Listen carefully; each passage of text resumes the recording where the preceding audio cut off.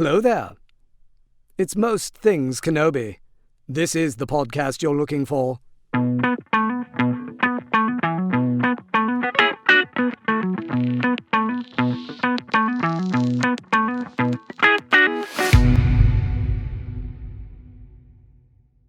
Hello, everyone. Welcome to another episode of Most Things Kenobi, a podcast about Obi-Wan Kenobi and all things Star Wars. I'm your host, Leanne.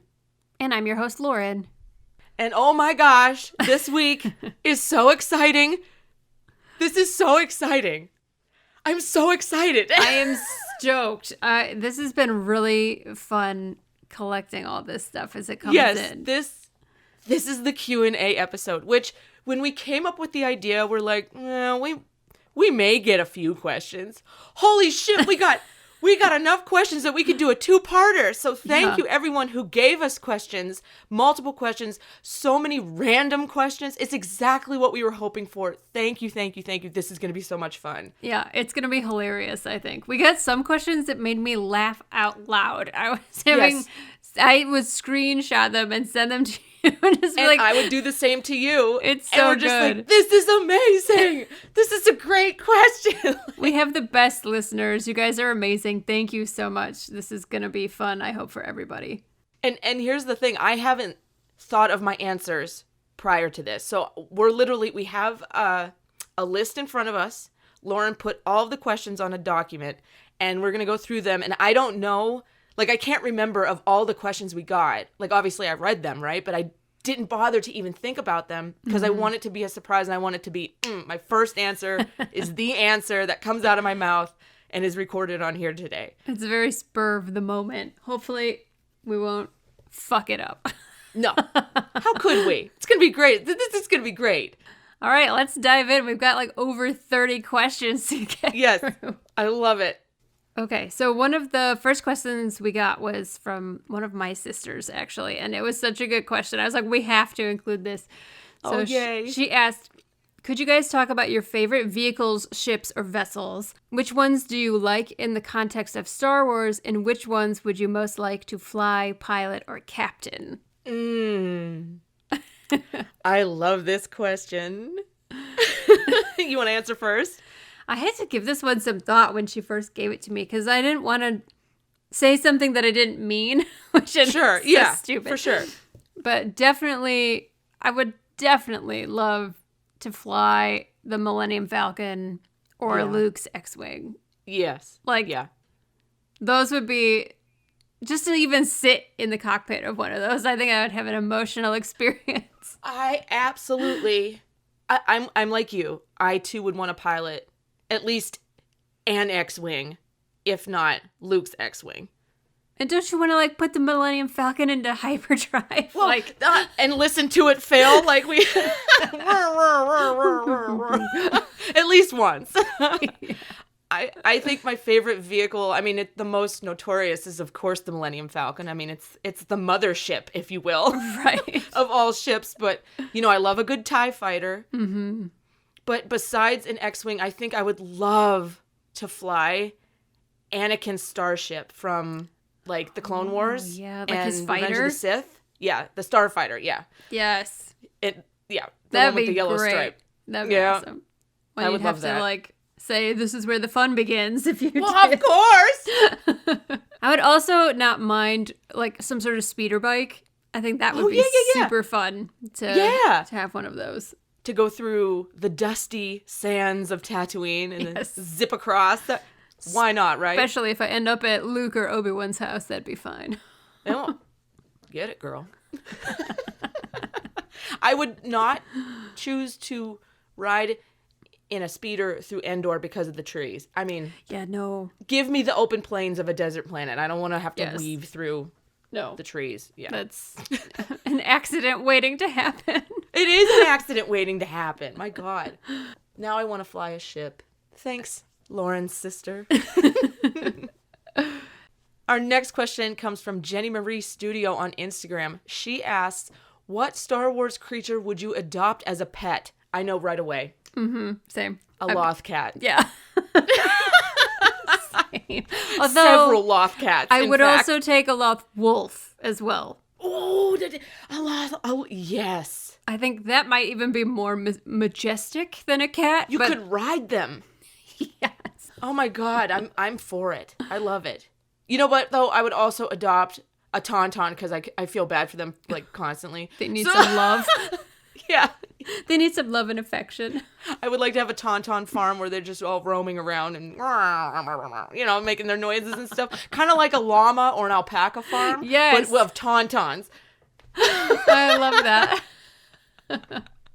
Also, wouldn't mind riding one of those seabirds from Camino. Oh, those are nice. And they seem friendly. All right. Clone Wars Collector on Instagram and Tumblr sent us several questions. So we're going to go through a couple of them right here. First one. What is one of the things that drew you to each other besides Star Wars? Oh, I'm going to get all sentimental and mushy. Shall I pass you a box of tissues? I need my comforting drink from last week. Yeah, you know? Exactly. I think you have an incredible ability to listen. And, you know, it's hard to find a good friend who's there for you, listens, and gives you the advice you need to hear, not the advice that you want to hear. And you have been that person since day one. And Aww. Whether it's about writing or about, you know, life events. Oh, yeah. Thanks. Yeah. That's nice. Yeah. You've always just been my other half when it came to that. So thank you. Oh, thank you. Oh God. Jesus. That's so sweet. I'm all... Well, it's true. Well, I would say one of the first things that drew me to you was like, we were very much on the same page mentally and I would say emotionally. Like our emotional IQ is very similar. Mm-hmm. So we had like the same kind of sense of humor, the same interests, and the more we kind of just talked about other things other than Star Wars, we realized we really had very similar way of processing information. And that made me feel connected to you right away. But then you were just incredibly kind. Like the first time you sent me a care package when you knew I loved rocks. So you went to the river and you collected rocks out of the river and painted them with clear acrylic so their river color would stay on them and sent them to me. It was just like no one had ever been so thoughtful and like so caring. And I hadn't even met you in person. I knew you were a really good person, and that it was just like in every way possible. It was clear to me. Thank you. Love you. I love you. I'm really glad you like the rocks. I still have She really loves rocks, everybody. She does. I collect and where them. I currently live, we have some pretty amazing river rocks. So I You mean, do. People bring them to me. It's like such an easy gift. You don't have to buy me anything. If you're a friend and you go somewhere, just bring me back a handful of rocks. There and I'm you go. Yes. Hey, Lauren, you rock. Oh. Maybe we don't have the same sense of humor. Puns always cause me pain. Puns. Ugh. The next question from Clone Wars Collector. Are there any episodes or segments you've recorded but thought about not airing? Yeah. There's a lot of bloopers that we're one day going to assemble. The bloopers have been pretty fucking funny, I will say. Yeah. Some of the behind the scenes things that we have to cut, unfortunately, really are funny. They are. But it's often when we go like on a tangent, we cut stuff that's just really gonna eat up time. Yes. I don't think we've ever had anything that we were like, ooh, maybe we should just not even put that out. Yeah, no, it's mostly been like, we gotta keep it to the goal time, which is anywhere from like around 30 minutes or give or take 5 or 10 minutes from that point. Mm-hmm. And we've just gone off on tangents or got really detailed about certain characters or certain scenes. And then you go back and it's like, okay. I remember when we first got started doing this, Lauren, you said, you don't have to include everything to make it a good podcast or a good file or a good piece of art. Like, you have to know when to limit or cut your own stuff. Editing is difficult for some people, but it was drilled into me at film school. So when you it was a good tip. Yeah, because if you get too emotionally attached to stuff, you can bore people to death. So I think it's good to know where to trim. And even though we think it's hilarious, some of this stuff, it is hilarious. But yeah, does it fit? Does it keep with the theme, or are we boring everybody? Like, yeah, is it too much? There have been funny parts too where your cat comes in. Oh God! And for like 5 minutes, we're like trying to get him to stop purring into the microphone, and you have to like, carry him out of the room. He has to do his drive-by on the table where I record every single time. Right now he's outside. I get a close-up view of his butt as it goes right by the camera. Hey, it's a nice butt, is it not? It is. It's a real very clean. It's maintained. Thank you. I take pride in a clean... Okay, anyway, this is weird. See, this is a part that I would cut, but we're going to leave this in. Okay, next Clone Wars collector question. Do either of you have a favorite quote you live by? A Star Wars quote? Anything, I think. I do. I do too. I have a couple that I keep in my mind. One is the like golden rule, like do unto others as you would have done unto you, because I think treating people with respect and kindness is important. Also, I definitely have a Star Wars one, and it's when Qui-Gon says your focus determines your reality. I actually believe that. Yes. Because whatever you focus on becomes the life you're living. That's it. Mm-hmm. My last one is a C.S. Lewis quote where he says, you don't have a soul, you are a soul, you have a body. And that's just kind of like a thing I try to remember about, like, basically mindfulness about my environment and my, like, physical experience. Those are all wonderful. Those are good. That's my stuff. What about you? I would say favorite quote that I live by... this one, I don't remember the first time I ever heard it or read it, but it's a Madonna quote. Nice. From all people.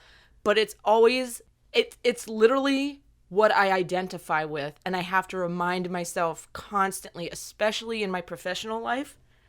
The quote is, I'm tough, I'm ambitious, and I know exactly what I want. If that makes me a bitch, then okay. Yeah, that's great. Yeah, I pretty much identify with that, and I think about it all the time. It's a good one. Well, yeah, I think that people like attribute bitch to be a certain way, and it's like not being that way doesn't necessarily make you a bitch, but plenty of people would think you are. It's really about like, I'ma do me, because I can't change your mind anyway. So exactly, think about me whatever you will. I'm just gonna stay over here being ambitious and tough, Mm-hmm. But then I wouldn't be me if I didn't have a Tolkien quote I was gonna say that I live by. It's actually from The Hobbit, but it's brought up in Lord of the Rings, and I absolutely love it.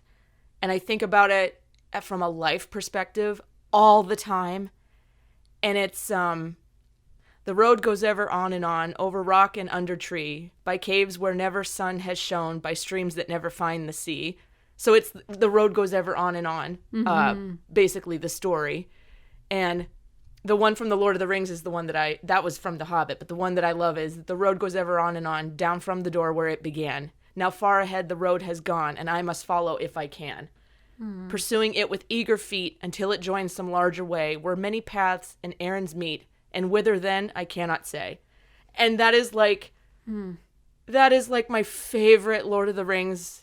If I could have that tattooed somewhere on me, I would. That's beautiful. Because it's like the adventure of the soul, right? And life. The road goes ever on, and I must follow if I can. It's and whither then I cannot say. So it's wonderful. I love it. That's beautiful. I love it. I love that you have a Tolkien and I have a C.S. Lewis quote because they were.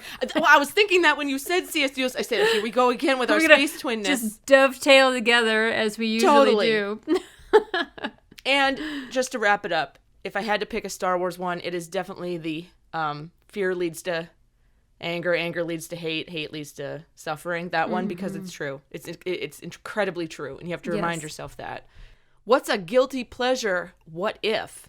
Something you know would never happen, but wish it would. This is from an anonymous entry. Well, I know mine. What is it? You know mine too. I bet I do. I just want 1 minute, please, of Sith Obi-Wan. It doesn't have to be long. Just come on, man. Like, we got Sith Ahsoka. We could get Sith Obi-Wan for like That's 5 true. minutes, please. That's true. I just want to see it. You and a lot of other people. I didn't think that was going to be yours, though. What did you think it was going to be? I would thought it was going to be like if Obi-Wan had left the Jedi Order for Satine. Oh. What yeah. then would have happened? That's a good what if. Yeah, that would be. I mean, it would change the whole course of everything. I think my guilty pleasure what if would be if Leia had become a Jedi. Oh my God, I would yes. die to see that. That would be amazing. You got like a teeny little teaser. I know, and I'm happy with what we got, but fuck, I want more. It's so good. My mental image, my mental story, my whole everything is so good. There's so many edits of art online of her being. I love it. That's mine. Our souls need it. Okay, Martini at Night. Excellent name on Instagram. Very good name. Excellent choice. What made you start Most Things Kenobi? Well, this is an all you question because the Most Things Kenobi brand is yours and it came long before the podcast did. So, yeah. What made me start it? Overwhelming feelings that I had to put somewhere. So the same reason we started the podcast, essentially. Yeah. I had to garbage dump my emotions online. I was watching Clone Wars and I was having very deep feelings and I had nobody to talk to about it. Basically, all these, like, I even had a notebook where I wrote down, like, all sorts of shit. Just, like, things that would crop up in my brain that now we are basically having a podcast about. And yes. I literally didn't have anybody to talk to about it with, so I just started putting it on Tumblr. And now, 7,000 followers later, just a pretty good following on there. I just remember when we were at Comic-Con 2018, I wrote it with a Sharpie on your arm. Oh, do you remember when we did that? That's and this was right. during the Clone Wars panel when we were waiting for them to, like, come on. Yeah. And you're like, I'm going to wear this around on my arm for the rest of the week that we're here. And I was like, give me that Sharpie. So anyone got a Sharpie? Let me write this on her arm. Like advertisement. It was fun. I'd wanted to make a t-shirt and I kept hitting copyright issues because I was trying to use an illustration of Obi-Wan and no one would make me my damn shirt. So I settled for you writing it on my arm. It worked. Which was great. I forgot we did that. That was really fun. I never would have thought by writing it on your arm that it would someday be a podcast that we were both a part of. Writing something down gives it power. It's magical. It's true. It's true. All right, Cara Groves from Instagram has a couple questions for us. The first one, I wonder how Obi-Wan felt about the war and the council. After Ahsoka left, did he talk to the council? Great question. That's a good question. He was mostly silent during that episode where Ahsoka was on trial. Yeah, he kept his own counsel on that, on his feelings there. Yeah, and I don't know that if he would have talked to Ahsoka afterwards. I think, in my mind, I would hope that he did because they were the trio, him, Anakin, and Ahsoka. Mm-hmm. You know, since like day one of all this.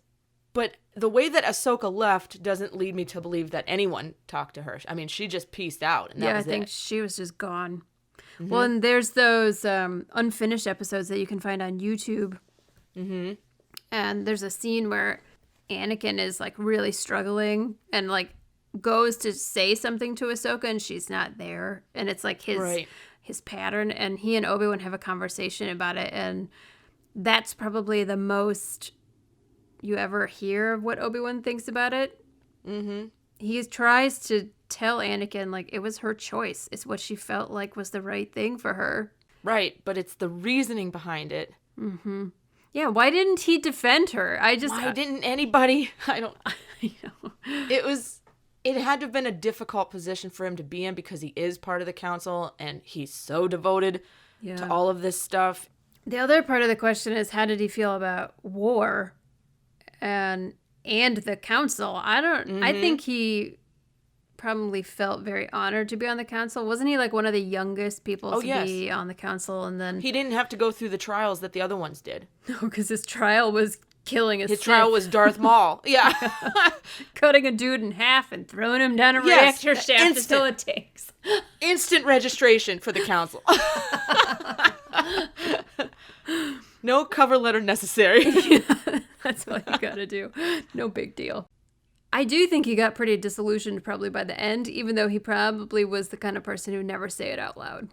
And I think his strong sense of duty would have kept him loyal to it, because he associated him, he identified with his sense of duty. If you take that sense of duty away, then... Yes, then what is he, right? Yeah. And you see that in Revenge of the Sith, where he asks Anakin to spy on the Chancellor, and Anakin says, "Why are you asking me to do this?" And Obi-Wan's response is, "The council is asking you." But you can tell that he's also very uncomfortable with the whole situation. Yeah. He was probably a mix of emotions. Mm-hmm. I don't think he liked war. He says something in one of the episodes about war compromises your values and you risk losing yourself and your honor. Yes. In war. So I don't think he was a real big fan of it. And that is in the end of the Citadel arc, if you're wondering.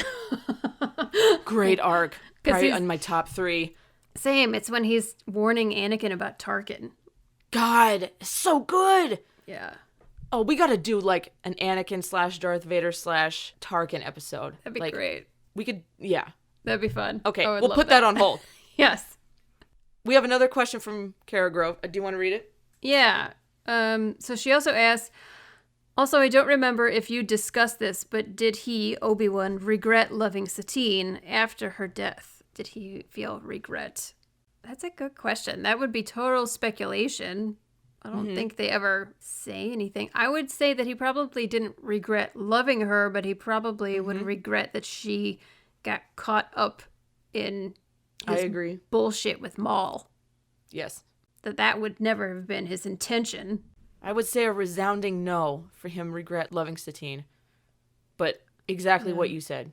I mean, he says that he feels regret, like the undercurrent of remorse for having turned his back on her or whatever when they were younger. He says that in the Voyage of Temptation episode, that Yoda leaves out the undercurrent of remorse you feel by... Yes. But I don't think that's the same as regret. So I'm thinking we should play that clip, and then we can answer that. Hello, Most Things Kenobi. I think you guys should be called All Things Kenobi. You guys have an awesome, fabulous show. I'm Azzy. My show is the Lord Be With You podcast show, also known as Christian Fandom Geek on YouTube. Anyway, really enjoying your show. Come across you guys recently, and I'm a big fan of your show. Love how real, how congruent you guys are talking about Star Wars, the planets, the culture, the clothing, and how and your love for the Star Wars franchise. And it really shines through in how you speak about Star Wars.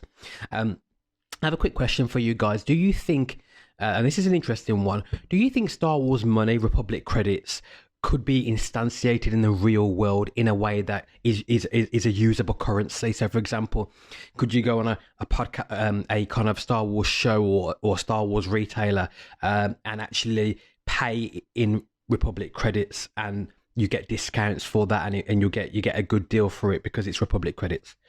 Thank you, Azzy, for submitting that question via anchor.fm. Awesome. We actually had a small back and forth with him.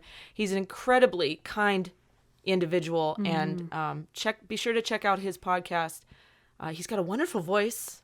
Yes, very mesmerizing. A very interesting question, too. Not one that I think about that often, but it's a good question. From a fun standpoint, I would love to have anything that resembles Republic credits, because they're like little bars, aren't they? They're like little... Yep. I mean, it's kind of old-fashioned in that sense, like, gold coins or something from the days of old, or like, right. Back in the medieval times or something. But would it work? I don't know. If we decentralized it, kind of like cryptocurrency. Yeah, I was going to say, it might only work as cryptocurrency because otherwise you have to establish some sort of value system. Currency is actually extremely complicated. It is. It is. People don't understand it because, like, it used to be backed by a physical, tangible thing, like gold, and it isn't anymore. So now it's based on, like, intangibles. So it's actually pretty kind of complicated. it's a representation of debt. Yes. So it's hard to keep track of it all, and it's not acceptable anywhere. So basically, those credits would only be acceptable in places that were Star Wars related. So basically, Disneyland. Yeah. Which makes me cranky, because Disney doesn't need its own fucking currency. Well, I'm here to tell you, as someone who's gone, no, they don't, but as someone who's been to Batu in Disney World, you can put money, they're like tiny little credit cards, but they're not credit cards. Mm-hmm. They're Republic credits. They have a barcode on the back, and you can put $100 on one and carry those around with you at the park, and then when you pay for something, you hand them the credit, they scan it, and the money comes off the credit, and then you get to keep it. So it's like a gift card, kind of. I literally have them right here. Yeah, do you really? A gift card. Yeah. Hang on. I want to see. Yes, let me see. They're very heavy. Oh, that's so cool. It has the symbol of the planet on it, and then there's a tiny barcode on the back. Space barcode. Listen. I mean, they're heavy. Yeah, that's heavy duty. So, in a sense, the galactic credits are already being used at Disney. Yeah, kind of. I don't know that they would make it any farther than that, though. So. And the exchange rate is 1-for-1, right? You get it is 1 credit for $1, right? Yeah. It better it's be. Fun. It's fun to think about. I want more of these fake credits that I got from Disney Worlds, but that means I have to spend real world money to get them. And so. Yeah. Although Saberforge has started making credits. They have? Just recently. They just started. Shut up. I didn't know that. You can buy, there's like a silver and a bronze one, I think. Oh my God. Well, looks like I'm going to have to start collecting shit. More shit, right? More shit. Well, that was a really interesting question. Thank you so much for that. And anyone else can also leave us voice messages on our Anchor page, right? That's open to the public. Yep. Yes. Just go to our show page, and then we'll always respond back. So I don't know if this is Laura or Alora14 on Instagram says favorite non-Star Wars ships. Myself with James Buchanan Barnes, otherwise known as Bucky Barnes in the Marvel world. The end. Are you with him, you mean? Yeah, me with him. Yes, that's my favorite non-Star Wars ship. I'm sorry, does that not count? Oh, that counts. You're an original character. Oh, God. No, I guess if we're not, if I have to take myself out of the picture, I absolutely love Steve Rogers and Peggy Carter. Yeah. They are, I mean, that's my Marvel ship, if you will. But I also love Joel Fleischman and Maggie O'Connell from Northern Exposure. They're like, you know, the two that never really belong together, but their sexual love interest tension on that show was always an enjoyable thing for me. So I ship those two, even though adorable. They definitely don't work together. Well, that's what fiction and fantasy is all about, right? Yes, exactly. Also, one more. Yeah. Eowyn and Faramir from Lord of the Rings. Oh, yeah. The Shield Maiden and the respectable, soft-spoken, intelligent, beautiful soldier that is Faramir. They make sense together, truly. They do. They're a fine complement to each other. Yes, they do. Yes. How about you? Well, I have one that's old school, too. I love Mulder and Scully from the X-Files. Oh, my God. It's so good. Like, always, since I was a little kid, was just obsessed with both of those characters. Wonderful choice. One that we can all get behind. Yes, and it like turns out happily. I haven't watched the new season. It was too depressing and like too much like the real world to watch. Yeah, there you go. They do end up like together and it's very satisfying. So that was great. And also I consider this fandom, it's kind of fandom-y, but Phryne Fisher and Jack Robinson from Miss Fisher Murder Mysteries. Oh my goodness, first of all, you and I love Miss Fisher. Oh my God, I want to be her. And they are wonderful together. I support this ship. I support this. They are like the ideal. Yes. I love them so much. I've never wanted two fake characters to fall in love more. Right? than those two people. Plus, they're both gorgeous and they're just fabulous. So charming. Gorgeous, witty. Yes. I love it. That's a good pair. That's a good ship. Okay, this question. Brina Napier from Instagram. She wants to know, do you like cheese or do you love cheese or are you cheese? Brina, I love cheese. If I could be cheese, I would be cheese. But I love cheese. I love a good smoked Gouda. I was going to say, what is the cheese then? I love all cheeses. Soft, hard.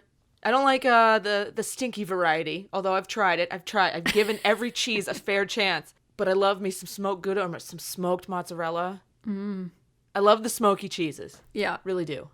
I love cheese. Cheese does not love me. Oh, that's right. Yeah, I'm lactose intolerant. Unfortunately. Cheese does not love you. No, I do love it. I love a Welsh cheddar, or I love British cheese. So like a good cheddar. It's good stuff. It's very sharp. Yes, I do love sharp cheeses. And it's very I hard. gravitate towards them, yeah. Yeah, I do too. It's the best. I also enjoy brie from time to time. I do too. Melted or otherwise. Yes. Do you Love eat it. the rind? I cut it off. I can't do it. I do too. I can't do it. We're back with Clone Wars Collector on Instagram. She asks, Lauren, what got you interested in writing? Oh, maybe she doesn't know you write also. I do. You can answer this also. I have always written for as long as I can remember. I wrote stories when I was, as soon as I knew how to write, I was writing stories. It's how my brain works. If I hear music, I build a story to the music. I know that. I know how that goes. It's like a soundtrack in your head that formulates a scene. Yes. And I know you do this too, where I write while I drive, like in my head. Yes. I'm writing. Yes, all the ideas pop into my head when I'm driving and listening to music. Yep. And hiking or taking a walk, basically. So it's just kind of like how my brain functions. And I find like writing and storytelling is kind of like solving a moving puzzle. And it's really fun for me. Like if I watch a movie and it doesn't quite work, and I can tell you why it doesn't work, and I could tell you a way to fix it. I know that several times you and I have come to each other like, do you remember the lock of hair that you were writing for one of your fics? And you were like, I can't remember if did you have the lock of hair as the idea already, but you didn't know why someone would take it? I can't remember what it was that I helped you with. What I wanted was some kind of symbolism taken from my original character as a loss taken from her. And you suggested, how about a lock of hair? Yeah, and like a creep, like took from her, right? Brilliant. Yes. And so I wrote it in as the antagonist chops off my character's like beautiful long black hair. Yeah. I mean, it's this whole thing, but yeah, it's like that kind of stuff. And you've done that for me too, where like just for the Jedi and Duchess, I remember calling you while I was driving and being like, talk this out with me because I'm stuck. Yes. It's fun though. It's fun to bounce ideas off each other because we always seem to think of something that the other didn't. Yeah. And it works somehow. I love it. Yeah. Well, and sometimes just talking it out loud can make you hear the solution to the problem. So for me, it's just always been there. It's who I am. I don't do it for a living because I can't earn money at it yet, but someday I intend to. So what about you? I write because it's an escape into a world that is nothing like the one we live in. Thinking about characters and their struggles and how they would, and painting the scene. I'm in a science field, and it's the creative outlet that I absolutely need. I've always written, like ever since I was little, it was poems when I was little, right? And like a couple 4-page dumb stories on like loose leaf paper, but now they're much more developed, like world building stuff. And if I share a story online, which I often do, hopefully it helps others escape into a world that's more fun or more intriguing or more satisfying than, everybody needs a break. And that's my break. Yeah. Do you, like, I do this, and I wonder if this is common for writers, or maybe it's not. I don't know. But, like, I write what I wish I could read. Yes. Yes, I'm actually. looking for a certain kind of story, and it's actually pretty hard to find. Or, like, especially a certain kind of in my regular fiction, not my Star Wars fiction, a certain kind of like female character that I feel is underrepresented. Yes. And so I try to write what I wish was available for me to read already. Yes. Yeah, I agree with that. Clone Wars collector. Besides their wonderful hair and handsome features, what draws both of you to Anakin and Obi-Wan? Do we have time to answer this question? Do we have that kind of time? I'll try and keep it concise. Do you want to go first? Oh, sure. Besides their hair And Come handsome on. features. Okay, so apart from just looks, honestly, Obi-Wan's valor is very Yes. attractive to me. Very. Yep. Yeah, his sense of honor is very attractive to me, and yeah, he's like an old-fashioned knight, Yes. who lives by a code, and Yes. so many people don't care about living by a code, even a personal code. Mm-hmm. And honor is a very old-fashioned idea that people don't give any fucks about anymore. So to me, to find a fictional character, Yeah. who, because it's hard to find it in real life, who represents that is very appealing to me. Yeah, I like that a lot. And the pain. Who doesn't Pain. like his I know. Well, sad, tormented Obi-Wan is hard to resist. Yeah, my answer was going to be, in its most simplest form, the complexity of Anakin and Obi-Wan. But I have been a sucker for I don't know how long of the story that goes good guy turned bad guy turned back to good guy. I will fall for it every single damn time because there's a lot of complexities in that. And that is essentially who Anakin is without getting any deeper. And I love how complicated from start to finish his entire story is. I really, really love it. And I identify with some parts of it, not necessarily the darker parts, but the, for most of my life, I've been called too emotional. Sure. You could say I'm passionate about things. I give my voice to things I disagree with. I don't think I do it disrespectfully, but I do it, and that's how it's interpreted by, whatever. I've just had that my entire life, so I get that. Like, when Anakin would disagree with something, and he was basically, shut up, keep your mouth shut, and just do your damn job, Yeah. right? Like, Yeah. but I just love good guy, turned bad guy, turned back to good guy. It's a very easy formula that I fall for every time. Yeah.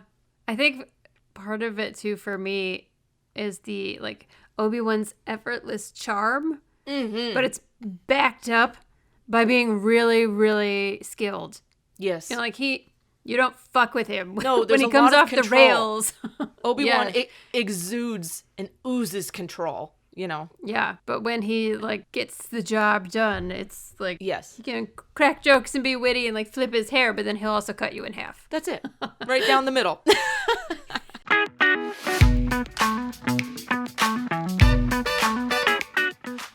Well, we're going to cut it off there for this week because we have so many more questions to get through. So join us next week. We're going to finish up this Q&A. Thank you so much to everybody who's sent in questions. This has been so much fun. We're having a blast. So much fun. You guys are amazing, and the questions are just as amazing. Thank you. We've laughed a lot in this. We have. It's been great. And thank you so much for joining us here on the Most Things Kenobi podcast. Remember to follow us on Tumblr, Twitter, and Instagram. And don't forget to subscribe on your favorite podcast player. And go on over to mostthingskenobi.com. You can reach us there as well. So until next time, my space twin, may the force be with you. Always.